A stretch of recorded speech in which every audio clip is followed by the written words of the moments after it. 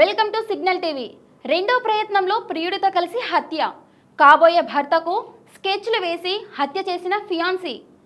పెళ్లి వద్దంటే రద్దు చేసేవాళ్ళం. మృతుడి తండ్రి మహారాష్ట్ర యువకుడు హత్య కేసులో ట్విస్ట్. ఉదయపూర్ ప్యాలెస్లో పెళ్లికి భారీ ప్లాన్ చేసుకునే అమ్మాయి బర్త్డే సెలబ్రేషన్ కోసం మహాబలేశ్వర్లో లగ్జరీ రిసార్ట్లో 40 రూమ్లు బుకింగ్, ఫ్రీ వెడ్డింగ్ హాలిడే కోసం బాలి ట్రిప్. కాబోయే భార్య కోసం 26 ఏళ్ల యువకుడు ఎంతో ఎగ్జైటింగ్ చేసుకున్న ప్లానింగ్ ఇవి. కానీ ఆమె సైకి ప్రేమ నటిస్తూనే రహస్య ప్రియుడితో కలిసి మర్డర్ స్కెచ్లు వేసింది. ఒకసారి మిస్ అయ్యిందని, మరోసారి మొత్తానికి ఇద్దరు కలిసి ఆ యువకుడిని కొండపై నుంచి నెట్టేసి చంపేశారు. తొలుత యాక్సిడెంట్ కేసుగానే భావించిన ఈ కేసు అనూహ్య మలుపులు తిరిగి మర్డర్ కేసుగా మారింది. మహారాష్ట్రలోని పూణేలో గహించే ప్రాంతానికి చెందిన 26 ఏళ్ల కేతన్ గ్రావెల్ సియా గోయల్కు ఇటీవలే ఎంగేజ్మెంట్ జరిగింది. ఈ ఏడాది నవంబర్లో పెళ్లి జరగాల్సింది. కానీ సియా గోయల్ స్క్రిప్ట్ డిఫరెంట్గా ప్రిపేర్ చేసింది. ఫ్యామిలీ రియల్ ఎస్టేట్ బిజినెస్ కంపెనీకి డైరెక్టర్గా వ్యవహరిస్తున్న కేతన్ అగ్రవాల్ సియా గోయల్కు ఎంగేజ్మెంట్ జరిగాక ఆమె నిత్యం టచ్లోనే ఉండేది. జూన్ 19న సియా బర్త్డే. ఇదే కారణం చెప్పి కేతన్పై ఒత్తిడి తెచ్చింది. పర్సనల్గా ఆయనతో మాట్లాడాలని, ఇది చాలా ముఖ్యమని కన్విన్స్ చేసి కేతన్ను మళ్ళీ లోహాగఢ్ కోటకు తీసుకెళ్ళింది. ఆ తర్వాత ప్రియుడు చేతన్ను రప్పించింది.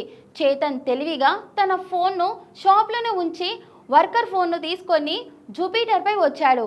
కేతన ఎత్తైన ప్రదేశానికి వెళ్ళాక ఇద్దరు కలిసి ఆయనను నెట్టేశారు. ఆయన కింద పడకుండా ప్రయత్నించగా ఓ వస్తువుతో కొట్టి నెట్టేసినట్టు కేతన్ తండ్రి చెప్పాడు. సుమారు 400 అడుగుల ఎత్తు నుంచి కింద పడ్డ కేతన్ స్పాట్లోనే కేతన్ అగ్రవాల్ ఇంటికి వచ్చిపోయేది. కేతన్ తల్లితో కలిసి పార్కింగ్ కూడా వెళ్ళేది. అసలు ఎక్కడ ఆమెకు ఇష్టం లేదన్నట్లుగా ప్రవర్తించలేదు. కానీ ఆమెకు సుమారు ఏడాది నుంచి ఓ చిన్న వ్యాపారం చేసుకునే చేతన్ చౌదరితో పరిచయం ఉన్నది. వారి ప్రేమకు కేతన్ అడ్డుగా కనిపించాడు. ఆ అడ్డు తొలగించాలనుకున్నారు.